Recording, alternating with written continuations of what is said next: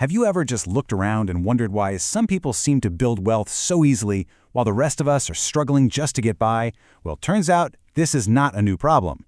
In fact, the answers we're all looking for might just come from the wealthiest city of the ancient world, Babylon. Let's dig into how they figured out the laws of money. So there's this classic book, The Richest Man in Babylon, and its whole point is that getting wealthy isn't about luck or some kind of magic. It's really just about understanding a few simple, timeless laws. And according to the author, these principles are as real as the law of gravity. They worked 6,000 years ago in ancient Babylon, and they work just the same today. Okay, so let's get into the story. Our guide here isn't some king or a highborn merchant. He's a guy named Arcad, and when we meet him, he's just a young scribe. He has a good job, sure, but as the book puts it, he's got an empty purse. He wants all the good things in life, but he has absolutely no clue how to get them. His whole journey starts with one single game-changing deal. So how does a broke scribe even begin to build a fortune? For Arcad, it didn't start with a pile of gold. Nope, it started with a bargain he made in the middle of the night with a very rich and very clever mentor. The scene is this. The city's big-shot moneylender, a guy named Algamish, comes to Arcad with a rush job. He needs a super long law carved into a clay tablet, and he needs it by morning. Arcad sees his chance, and he makes a bold counteroffer. He says, "Tell me how I can become rich too, and I will work all night long. And I promise you, when the sun comes up, this tablet will be done." And you know what? Algamish agrees. So Arcad pulls the all-nighter. His back is aching, he's exhausted, but he gets it done. And Algamish, true to his word, reveals the secret. And it is so simple, it's almost disappointing at first. He doesn't give him a hot stock tip or a magic formula.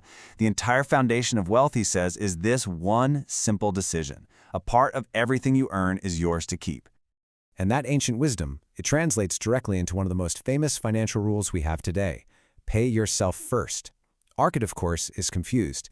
He thinks all his earnings are his to keep, but Algamish sets him straight. He says, you pay the sandal maker, you pay the baker, you pay everyone but yourself. You might as well be a slave working for whatever your master decides to give you. Okay, so how much? How much do you keep? Algamish doesn't leave him guessing. He gives Arcad a clear, totally doable number. He says, save no less than 1/10 of everything you make. Not what's left over at the end of the month. No, the very first thing you do when you get paid is put that 10th away for yourself. That, he says, is the seed from which your tree of wealth will grow.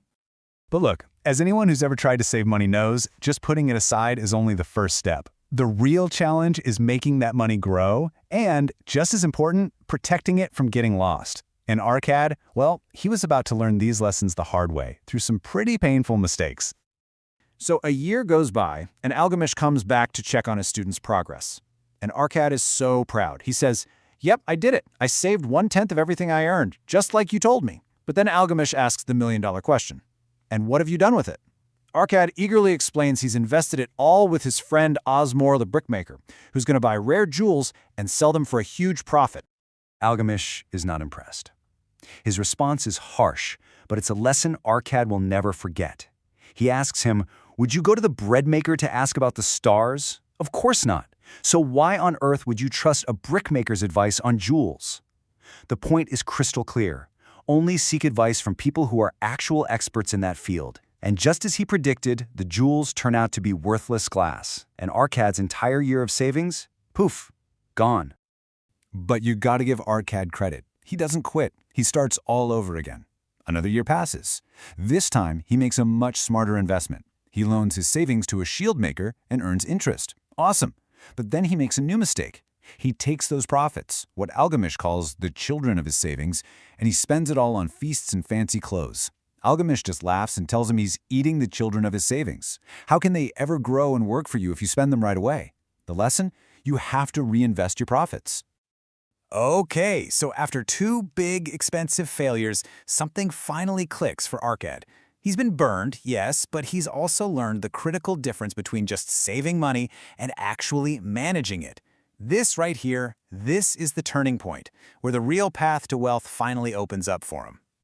So 2 more years go by, and when Algamish returns this time, he finds a completely different man. Arcad has finally internalized the whole system. He's mastered 3 crucial things. Number 1, he's learned to live on less than he earns. Number 2, he's learned to only take financial advice from people who actually know what they're talking about. And number 3, he's finally learned to make his gold and all the baby gold it produces work for him.